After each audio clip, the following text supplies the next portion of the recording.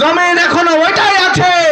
এইরকম ইহুদিরা আছে আবু জাহেলের মতো, এইরকম বেলালের মতো মুসলমানেরাও আছে যারা আল্লাহ এক বলার কারণে, নবী মুহাম্মদুর রাসূলুল্লাহ বলার কারণে কারেন্টের শকের মাধ্যমে সেদিন সূর্যের আলোর তাপের মাধ্যমে বেলালকে কষ্ট দেওয়া হয়েছিল। আজকে আমার ফিলিস্তিনের ভাইদেরকে কারেন্টের আলোর তাপ দিয়ে তাদেরকে শহীদ করে দেওয়া হচ্ছে। কথা বলো ঠিক কিনা?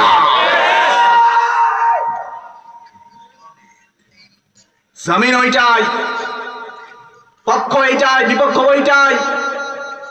ওইটাও শাহাদাত, এটাও শাহাদাত। সেদিনও যেরকম আব্দুল্লাহ ইবনে উবাইয়ের মতো মুনাফিক ছিল, আবু জাহালের মতো দুশমন ছিল, এখনো পর্যন্ত আমাদের সাইডে, আমাদের সামনে পিছনে এইরকম দাড়িওয়ালা টুপিওয়ালা অনলাইন শায়েখ হুজুর আছে। দেখবেন মুসলমানদের ইহুদির পক্ষে বিপক্ষে যায়, ফিলিস্তিনের পক্ষে যায় না। কথা বলেন ঠিক কিনা? বাবারা ভাইরা, এটা কিভাবে সম্ভব? খুব সাবধান।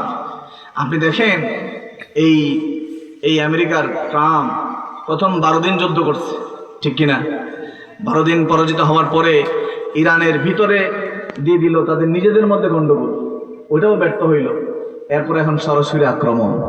আপনার কি মনে হয়, আপনি আমি ঘুমায় আছি ঠিকই, তারা আমাকে আপনাকে পরাজিত করার জন্য, ইসলামকে পরাজিত করার জন্য তারা ঘুমায় নাই, তারা 100 বছর ব্যাপী প্ল্যান পরিকল্পনা নিয়ে নামছে।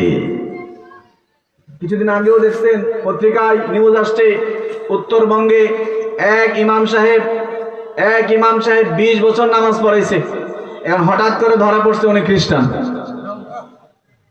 হায় হায়, 20 বছর নামাজ পড়াইছে, জুমার খুতবা দিছে, ফজরের নামাজ তার পিছনে মানুষ দৌড়ায় গিয়ে পড়ছে, হঠাৎ এখন ধরা পড়ছে উনি খ্রিস্টান।